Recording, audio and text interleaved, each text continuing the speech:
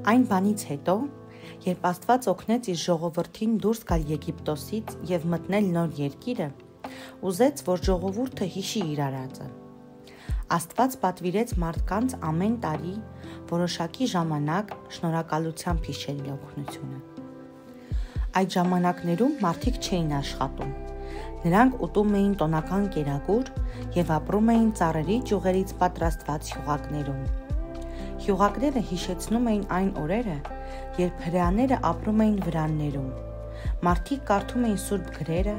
երախտագիտություն հայտնում Աստծուն և երգեր երգում այն մասին, թե որքան բարի է Տերը։ Աստված ասաց. «Այդ հատուկ ժամանակը կհիշեցնի ձեր երեխաներին, ինչպես ես ձեզ օգնեցի»։